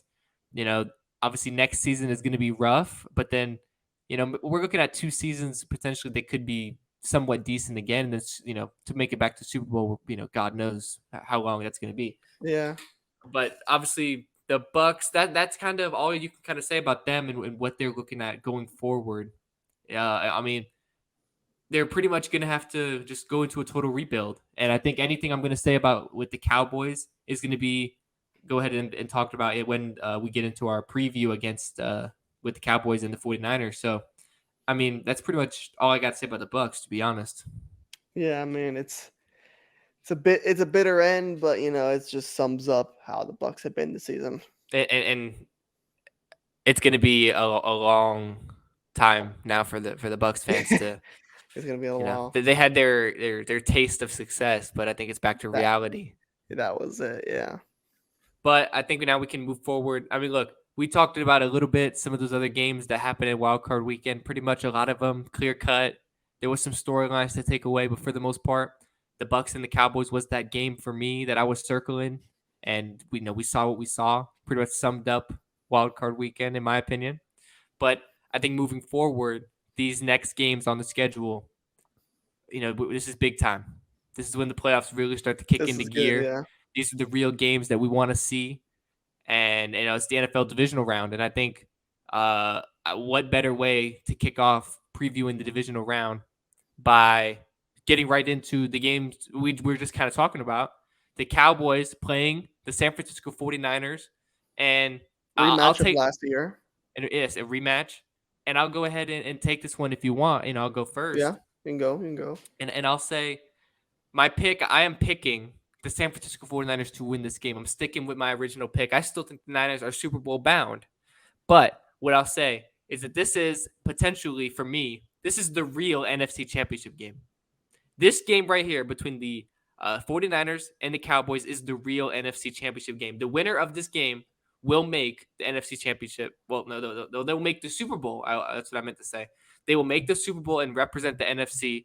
I do not think whoever wins out of the Eagles. Throwing the Eagles out like that. Okay. I don't think the Eagles or the Giants would be able to beat either of those two teams. These are the best two teams in the NFC right now. Giants fans are not going to be happy. These are the best two teams right now in the NFC, and I think that the 49ers will get the better of them. But I'm nervously saying that Because if the Cowboys play like we just saw them play against the Tampa Bay Buccaneers, they may well win this game. They very well do it. If Dak plays that good, it's going to be tough. But I don't think he'll be able to play that good against this Niners defense. And Brock Purdy is not making any mistakes. This offense is it's like a train right now. It just chugs along, boom, gets its touchdowns. These games have not even been a competition. So I expect more of the same from the 49ers. I think they're going to continue to chug on. It's going to be probably a little bit tougher to score against this Dallas defense, but I think I give them the edge to be able to do that. And I'm going to go ahead and I'm going to go 27-24. Niners win. Okay. This game has the it factor written all over it. And the team I'm going to have to go with, as the old saying goes, if you can't beat them, you join them. Give me the Dallas Cowboys to get their revenge on the 49ers from last season. The Cowboys are on a bit of a revenge tour. I mean, to get back at the Bucs when it matters the most in the playoffs. They played the Bucs opening nights 2 times in a row. They finally got it back when it matters the most. And the 49ers ended the Cowboys seasons last season somewhat prematurely a lot of Cowboys fans thought was prematurely. And now I think the Cowboys are ready to finally take on the challenge. This is the 1A defense against 1B. The 2 best defenses in the league going at it. And where this is going to really separate is I think just that the Cowboys are going to edge it out. I like how Micah Parsons played against the Bucs. He was absolutely everywhere. This guy was unstoppable. And I think he's going to be playing better now. He's going to, you have that monkey off your back that, everybody thought we were going to crash out in the first round to Tom Brady, but we were able to do it. And now you have Dak Prescott playing like that. Look, if Dak Prescott plays half as well as he did in the Buccaneers, this is going to be an easy game for him against the 49ers. Look, that may be a little me over-exaggerating here, but obviously, if Dak plays half as good as he did, the Cowboys are going to be very, very good. I mean, to get the connections with Gallup and CeeDee Lamb and these guys, I mean, it's leaving my head right now. What was the tight end for the Cowboys? Schultz. Schultz had a game. God, the game he had against the Buccaneers. He looked like Gronk out there. Look, this offense was firing on all cylinders. And it's going to be tough to break down this 49ers defense because how good it is. But I'm going to back the Cowboys to get the revenge against them. Look, Brock Purdy hasn't made any mistakes, but has he gone through the test that is this Cowboys defense? I don't think he has yet. And Brock Purdy is still obviously he's a rookie. So this is going to be a huge one against America's team. If I'm going to bet a game that he's going to make a mistake, it's going to be this game. If he's going to make a mistake in really any games going forward, it's going to start here. So that's where I think it's going to come down to. It's going to come down to a Brock Purdy mistake, and the Cowboys are going to take it 33-30. Wow, it's going to be very close. High scoring game. High scoring game. Because I think they're the greatest defense, but they're going to somewhat cancel each other out in a way. I see what you're saying. I mean, I think I disagree. I think obviously I think that I don't know. I just don't know if I'm going to – you're trusting Dak back-to-back. I'm trusting Dak. To put together that type of performance. I think it's a risky move. I don't know. I saw him play like a man possessed. And look, and you think he's not going to play as good as he did. But I'm saying if he plays even half of that, just one half, is going to be enough. It's going to be enough. And God knows what he does if he plays even a little bit better than that. Just because he has all the confidence right now. The only player that doesn't have the confidence is the Cowboys kicker. But and I think that's a factor. It can be a factor, but like, will lightning strike twice in a row? Like 2 horrid games like that? Will there be all-time horrible games?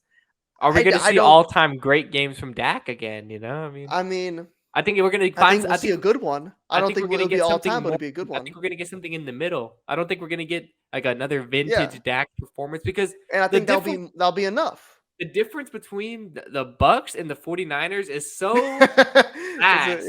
yeah, This is there is a this vast. I is will, yeah. like the gap between those two teams is so big. The Cowboys rightfully destroyed the Bucks. They were the way better team, but now they come in against the 49ers and they're the worst team by not too significant, but it's a significant amount. To say that I just don't. I just think they were like we're gonna look at it just based on this Bucks game, but in reality, when you compare the teams, the Cowboys were the way better team than the Bucks, and they won. And the Niners are the better team than the Cowboys, and they'll win. That's what I think. Yeah, I mean that's kind of how it is. But I mean, sports math always doesn't work out like that. I mean, It doesn't. you know that sports math always doesn't make sense. But I mean, the I'm Cowboys just gonna definitely can do it, but like yeah, yeah. I mean, obviously anybody can do anything, but I just think it's gonna be one of those where the Cowboys are due. The Cowboys are they've due been due for to like 40 years. they've been due for 40 years, and you know what? I think if the my pick with the Bucks to make Super Bowl, if they're not gonna make it, I think the Cowboys are gonna be there.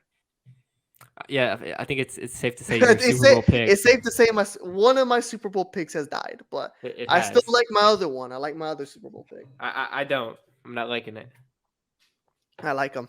But I do like them this week, and I think that's a perfect segue. The Bengals playing the Bills. We actually, we did already predict this game that was going to Yeah. take place, and we both predicted the Bengals to win that game. I'm sticking by my pick, and I know you are as well. So maybe we'll just touch on it a little bit, what we think is going to happen in this game, and why we're riding with the Bengals. I think this game is going to be as good. I mean, we mostly did talk about the Cowboys 49ers because that's one we did disagree about, but this is going to be a spectacular game. This is going to be such a good game. And I don't want to undersell it. I don't want to undersell it because we both chose the Bengals, but this game is going to be on par. This could be a game of the year because I think this is going to be a very high scoring game. I see it 35-38. I see it high up there just because both these teams, the Bills have had a great defense, but we saw what they give up. Josh Allen makes too many dumb mistakes. I mean, realistically, this guy makes a bit too many mistakes. And the Bengals they can have stretches where they look offensive dynamite, but then they just have, these little off quarters where they're kind of not there, that they're kind of complacent. And we saw that where the Ravens made it very close. I mean, we even saw that in the Bills game, they let the Dolphins make it very close. So I think that could be in part that the first round is usually the one of the more difficult rounds because you're just like, we have to get through this. You're the favorite team. You're usually playing a team that's below you. So it's kind of hard that you just want it to be over to get to the next round. But this one has that same it factor written all over it. And I think it's going to be a high scoring game and it's going to be must see. I mean, this is about as good as it gets. The Buffalo Bills are frauds. What is with you and your The frauds? Buffalo Bills are fraudulent as a football team. They are not as good as people think that they are. This is a team that they almost lost to the Skylar Thompson-led Miami Dolphins. Almost. They were on the verge of losing to that team. A third-string quarterback because of Josh Allen's inability to have a scotch-free perfect game. In the playoffs, the finest of margins is what determines these games. It is the finest of margins, and you cannot be the one to make mistakes. You can get away with mistakes when you play Skylar Thompson, who is also throwing 2 interceptions. And for the most part, he's not even averaging a completion percentage of above 50%, really. He's barely getting that if he's getting that. I think he's like 43. Jesus, I mean, it's even worse. But the fact is, you can get away with making 1 or 2 mistakes in that game. And he just barely did. He made almost 1 too many mistakes that gave the Dolphins the win. But he made if the threshold was 4 mistakes, he made 3. That's what it was. The threshold is not that high. against the Cincinnati Bengals. The Buffalo Bills will lose this game convincingly. It is going to be a 2-touchdown win by the Oh Cincinnati my Bengals. god. 2-touchdown win by the Cincinnati Bengals. Joe Burrow puts on a show. Josh Allen is not going to Absolutely not. perform the way that everyone thinks he's going to perform. Well, and to be fair, I think right now, based on what we saw last week, people aren't expecting Josh Allen to play his best game. I wouldn't expect it. I think But this is. no, is he gonna play as bad? Is he gonna make I think as he's gonna. many mistakes? I don't think I, he's gonna I, make as many mistakes as he did. I think. Will he make one? Yes, he probably make But that's what this game. one or He two. has to play a flawless game, pretty much, because Joe Burrow I isn't mean, making the mistakes. He needs to play a pretty much flawless game, and I don't see that happening. Josh Allen throws 2 more interceptions. Bills lose this game by 2 touchdowns. Cincinnati moves on to the AFC Championship. I think that the gap between these two teams is vast. Cincinnati is the better football team, more complete football team. They have the better depth. Severely underplaying this game. They have the better depth. And the main issue with Buffalo was the fact that they were unable to contain the Miami Dolphins defensive line. Josh Allen got too much pressure. And Cincinnati's strength of their defense is that defensive line. They're going to be able to put pressure on Josh Allen and force him into those mistakes. Now, this game very well may end up being a close game, but I think that the Bengals, we were going to see it on that Monday night game when the Damar Hamlin injury unfortunately happened. But the Bengals were going to go on and win that game quite comfortably, in my opinion. And that's wait for the small sample size that game is. That's ridiculous. We are going to see. Be a walk away. We are going to see the exact same thing this week in the divisional round. The Cincinnati Bengals are going to go into Buffalo and win that game convincingly. I think that just comes from a more of a Dolphins fan than more than a neutral. You just don't like the Bills. You haven't liked the Bills this whole season. I feel like I'm telling it like it is. You're underplaying this game severely because this is going to be a very close game. It's going to be a good game. The Bengals are not gonna win this game by 2 touchdowns. They're going to win this game by 2 touchdowns. That's not happening. As much as I like the Bengals, as much as I picked them to win, it's not going to be that close. Just because of how good Buffalo is. Buffalo is a very good team. Even with all the mistakes that Josh Allen makes, they're able to somehow still be good. The Bengals are going to be more. The Bengals are a better team to capitalize on these mistakes. Bengals are better. Yes, they capitalize, but will Josh Allen make as many? The 3 mistakes that I think it was. He actually made a total of 5. I think there was 5 turnover possibility. One of them counted as he fumbled the ball and went out of bounds. Look, it's unacceptable. Is he going to do 5 again? No, I do not think so. I don't think that's there's no reason to not believe that he's not going to have a turnover-filled game based on what we've been seeing. Well, it's like judging a person by the worst game. Are they always going to have that worst game? No, it's the same way that we think that Dak's not going to have the same great game that he have, but it's going to be somewhere right in the middle. And with how good Josh Allen is, there's a better chance that he just plays a bit better, not worse. I don't know. Look, no matter what, we're at the same. We get to the same point. It's A to B. We get to the same place. We take different routes there. And Josh Allen's obviously, I rate Josh Allen very highly, but I like Joe Burrow more. Not too highly. I think very fairly. You think he's better than Patrick Mahomes? I think so. I think that's fair. I think that's fair to say. I'm not going to judge Josh Allen over one bad game. I mean, I don't think you're going to be saying that after this weekend. I mean, we'll see if Mahomes versus those Jags. I mean, the Jags looking good. I mean, I think talking about Mahomes, I think we gotta Mahomes have to worry about what he has in front of him. I mean, those Jags are nothing to play with. Trevor Lawrence. He's that guy. I'm not going to underestimate any opponent, but I think that the Chiefs also. You're underestimating the Bills. I mean, shit. I mean, what do you? That's I'm telling you, the Bills are not that good of a team. I guess the Jags don't have much chance against the Kansas City Chiefs. If they're not that good of a team, what is really a good team? I mean, there's only like 1 or 2 good teams in the whole league. I'm not trusting Josh Allen in the biggest games, based on what I've seen. And I'm not either, but I'm not saying that he's going to underperform as much as you are. I mean, you're basically having that he's going to have 5 interceptions or some shit. We saw Trevor Lawrence have 3 or 4 in the first quarter and still be able to pull it off. Look, it's possible. Great quarterbacks can have bad games. Is Trevor Lawrence going to have that many turnovers in the Chiefs game? No, I don't think so. The Chiefs don't need that many turnovers either. It's not Um, that game is well, it's the finest of margins, isn't it? At the end of the day, I mean, we can both say, yeah, the Chiefs are probably going to handily win that, but you never know. You it's never know. that's a touchdown game for me. That's gonna be like a touchdown How is that one a touchdown game, but this one isn't? This one's because the two. Bengals are a significantly better football team than the Buffalo Bills. I say, I mean, I Buffalo guess has issues. They cannot run the ball outside of Josh Allen that well. They make mistakes. If yeah, Stephon but Diggs is not bailing out that receiver group, it's not that good either. I mean, Gabe Davis is I guess he's Come just a on, Gabe guy. He's just Davis. there. He's a big play merchant. A big merchant. Right, Oh my god. he's a 60-yard downfield stat pad. Like he gets one reception for 60 yards, and it makes his Oh stat line look my somewhat acceptable. god. No, and If now you're just underplaying this Bills offense. I mean, we're acting like this Bill offense isn't good. the Bills offense is a fraudulent offense. Oh my Jesus Christ, man.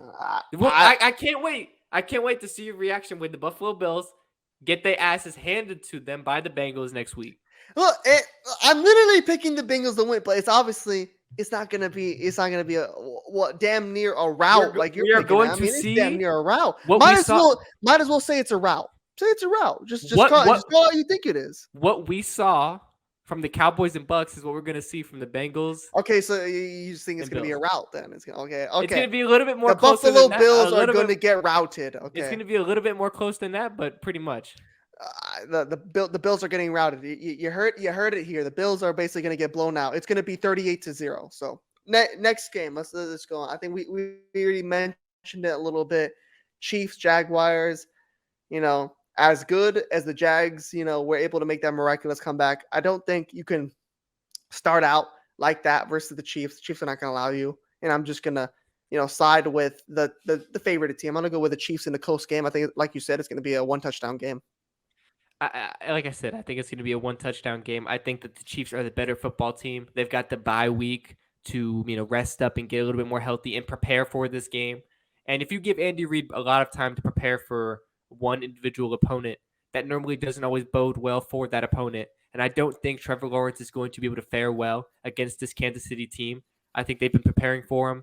And it's going to take a mistake-free game and then some. They have to play the perfect game and get a little lucky. And it's very possible. It may happen.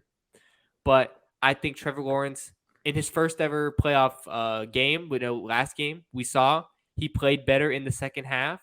That moment got a little bit too big for him in the first half. And I think I think he's going to play a more complete game.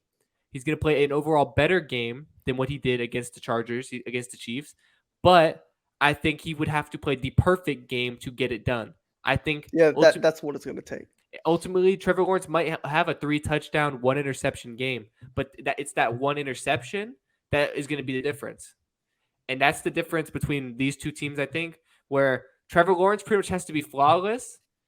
I think Patrick Mahomes, he doesn't even have to have his best overall game, and I think they will still get it done. But with that being said, I think Mahomes comes out and puts on a show. I think he puts on a 3-touchdown game, no interceptions. The statement Mahomes needs to start off his playoff campaign, this is his opportunity, and that's exactly what I think he will do. If he doesn't perform well in this game, how are they going to beat, for me, how are they going to beat the Bengals in the AFC Championship game? He has to play well. This is his chance to, get up and running in the playoffs. He has to take advantage. They have to play well. He has to play well, and I expect him to be able to do so. This is nothing new for him. He can do this. It's the divisional round. Yeah, I agree as well. But enough harping on that, something we already agree on. But we kind of flip flop a little bit over NFC, AFC, but we kind of glossed over the New York Giants versus the Eagles. So I'll just quickly, just go over there, give your thoughts. Who do you think is going to win that game? I think this is going to be a closer game than people think. I think because of the fact that the Eagles, on paper, they were the best team in not only the division, but the whole conference.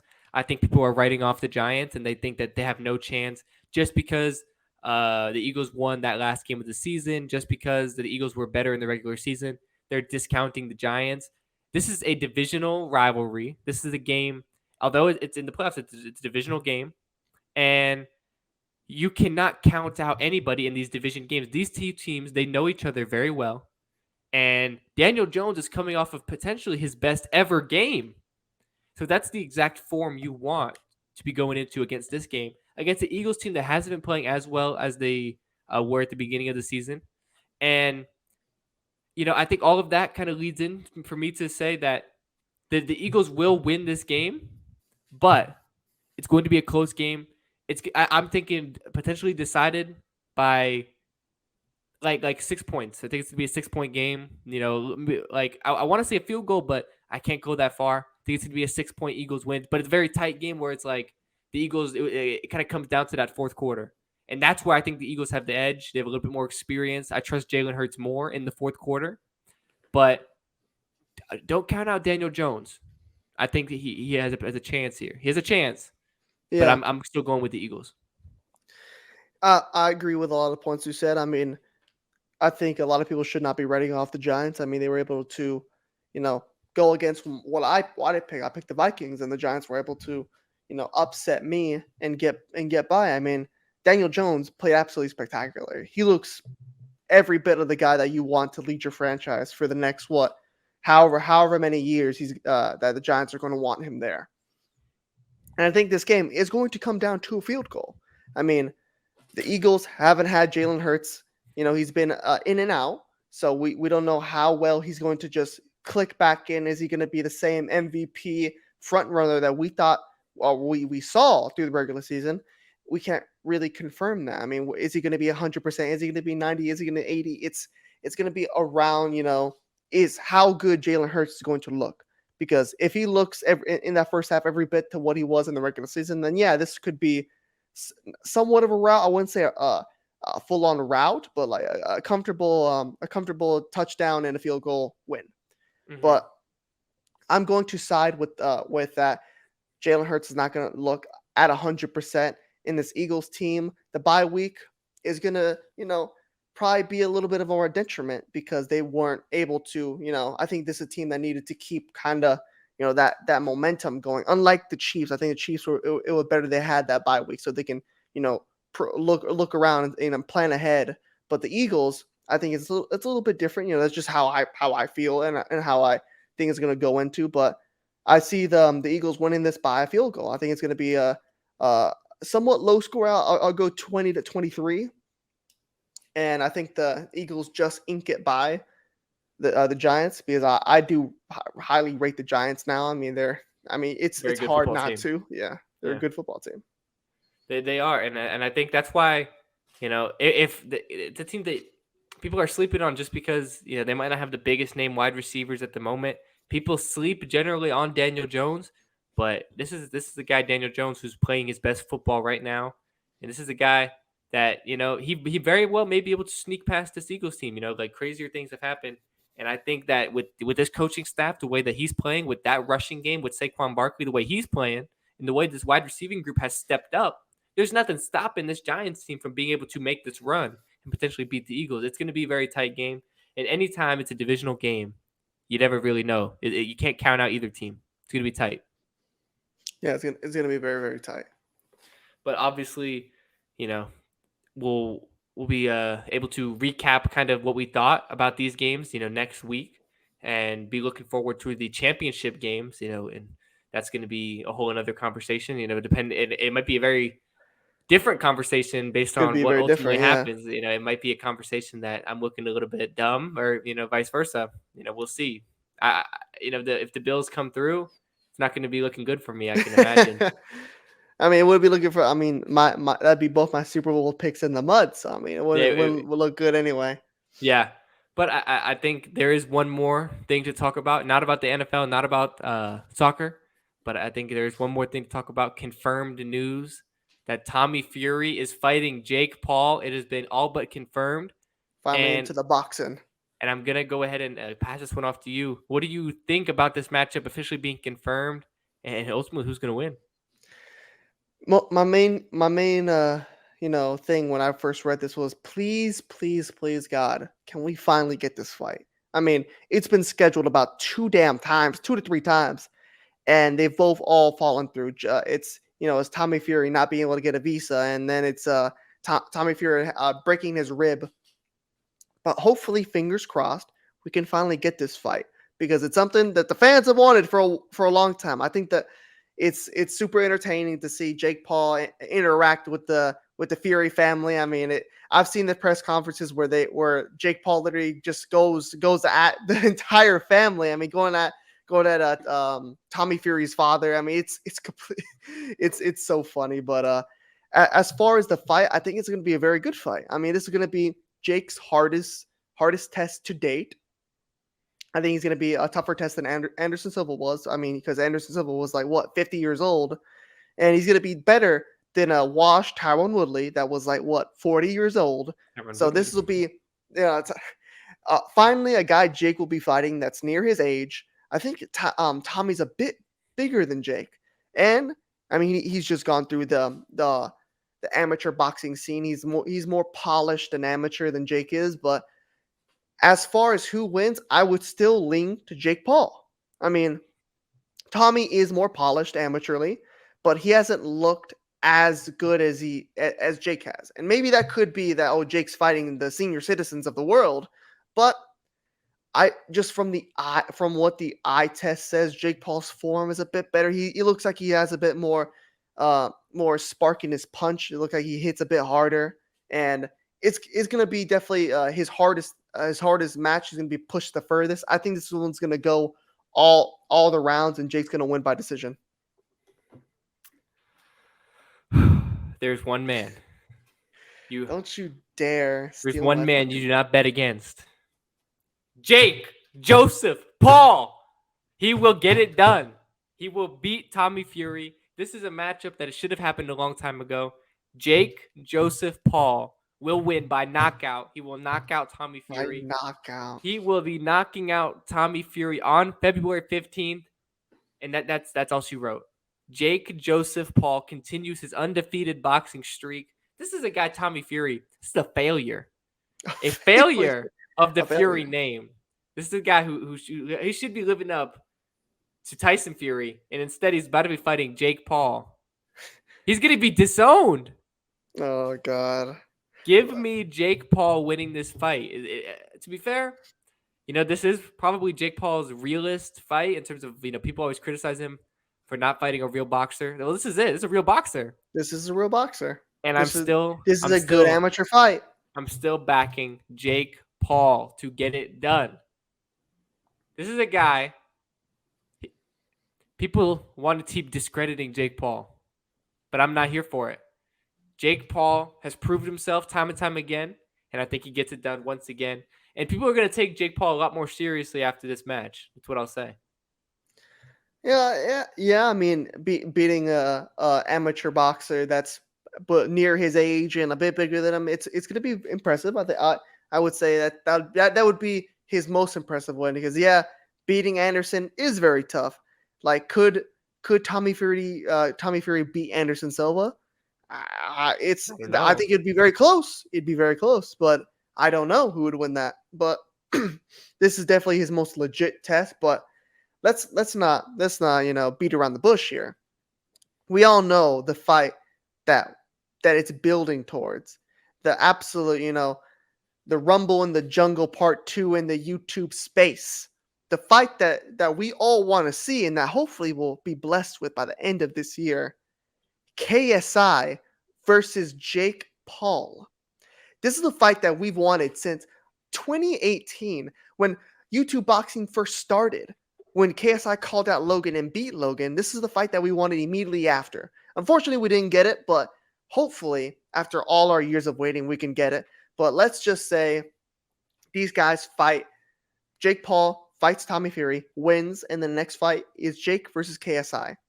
Who do you take in that fight? That's going to be tough. I mean, this is that's the matchup that we've been looking forward to. This is the matchup that KSI coming off a first round knockout of Face Temper. You know who I'm taking. KSI. Gets No, it no, no, done. no, no, no, no, no, no, no, no, no, no, no, no. What was that? Cut. No, you're not taking KSI. You cannot take KSI after the absolute garbage you just spilled out in your last thing that you don't pick against Jake Paul, and now you're just gonna immediately pick against Jake Paul. I think KSI would be one of the toughest No, you matchups. shut your ass, bro. I have literally I text like messages of you saying KSI. you like Jake. No, you literally say you like Jake Paul more. I have the DMs. You pick Jake Paul. Nah, if that matchup does actually happen, I'm taking KSI winning that. Why? What makes you say that? I think KSI, this is the guy, he's already beat Logan. You're stealing what I said. He's already I beat can't ever I Logan. can't ever talk to you in the DMs anymore about any No, potential he topic. already beat Logan. And now, bro, Jake, if he can beat Logan, he can beat Jake. Oh my god. You You can't just even cap. you stole that from me. I literally I didn't told you steal it from this. You you. stole it That's from my me. own idea. That's the same. Well, then I'm just gonna. Oh, that's the exact same thing I'm gonna say. Yeah, I also too pick KSI. I think KSI has more intangibles than Jake. Jake works very hard, but KSI has something you can't really train. He has something that a cardio that it's really hard to even imagine. This guy does not stop. I mean, we saw him in all the fights versus Logan. He doesn't stop. I mean, we saw Logan's a very good athlete. I mean, we seen the stuff that he's able to do in the WWE and even fights against Floyd Mayweather.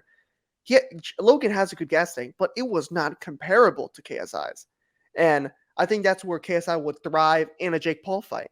The later the fight goes, the more of a fight it is for KSI. And we even saw KSI has power. KSI hits very hard. But the So problem you is get ready for KSI can that. get hit. KSI is willing to take one to give one. And with Jake, that could be dangerous. But with how KSI is getting better, and we saw how he flawlessly took out Face Temper. And I think Face Temper, I mean, the last fight Face Temper had, he knocked, I forget his opponent. He knocked him out. I think it was, I just remember the guy from being a jiu-jitsu guy, but he knocked him out, I believe, in one of the later odd rounds. So Face Temper hits hard. He's a lanky, tall guy, very, very hard to hit, to get in and out. KSI was able to do it flawlessly. Round one, easy done. And it's all going good, going to plan for him to fight Jake Paul. And I think he beats Jake Paul, not by knockout, but I think just by decision, because I think both those guys are too good to be knocked out by each other. I just think that I think it gets to the point, like, they're the peak of YouTube boxing, and I just think that you have to be significantly better than the other person to knock them out. KSI by knockout. Yeah, you just see it's just saying shit now. KSI by knockout. You're just saying shit now. They're just full of cap. You're the capster. You're the fakest person I know. Give me KSI by knockout winning that fight. Oh, you spiel this thing about you don't pick against Jake Joseph Paul, and then the very next topic you just pick against them. I would have thought for at least your sanity, you would have just maybe stuck to a little bit, but you are the fakest person to ever He'll beat grace Tommy Earth. Fury and lose to KSI. You know.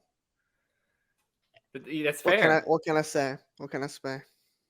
But I think that kind of wraps it all up. No cap. That does wrap it up. We do want to try and talk about some more sports. I mean, eventually we will talk about the NBA. I think we're holding that off a little bit until, hopefully by the All-Star break we'll start picking it up a little bit towards more of the NBA.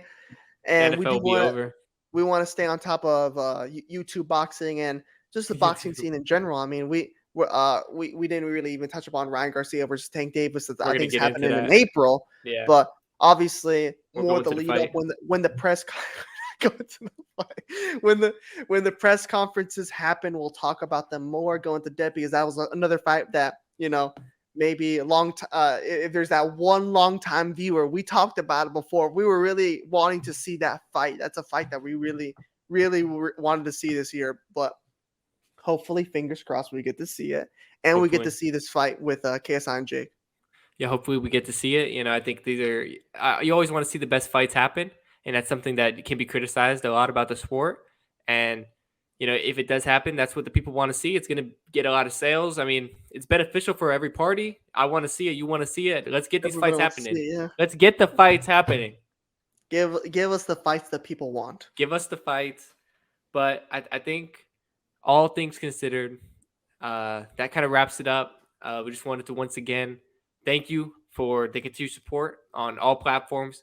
Like I said, our reels have been doing really good. We're gaining more subscribers. We're at like 586 right now, just checked. So we appreciate the continued support. We had our biggest reel in channel history. Hopefully, we can continue up that momentum. And, I think I'll let G say his final words here. Yeah, I mean, it's more of the same stuff. Thank you guys for all the support that we've gotten so far. Obviously, it was kind So, of a funny thing that we when we cut last episode, when we finished last one, we went to look at our reels and we were, we have some friends in the space that we're looking at and we were like, they all have like 400,000, view clips on TikTok. I was like, I wonder when we're gonna get one. And then we literally did. that night, it was when it happened. So it's all a blessing, and we're very grateful for everybody that is willing to support us and willing to watch us, even our littlest things. Even if you're just here to watch a reel or watch Yeah. anything, we appreciate it all, and we're forever grateful. Yeah. I think I agree with that. Obviously, we're going to continue to pump out the content, and we got the January transfer window, so much more news to come. So stay tuned for that. Hit the subscribe button, hit the like button, and this was episode 40 of the Shooter Straight podcast. I'm your co-host Zach, Mirko's G. and we will see y'all next time, episode 41. Peace.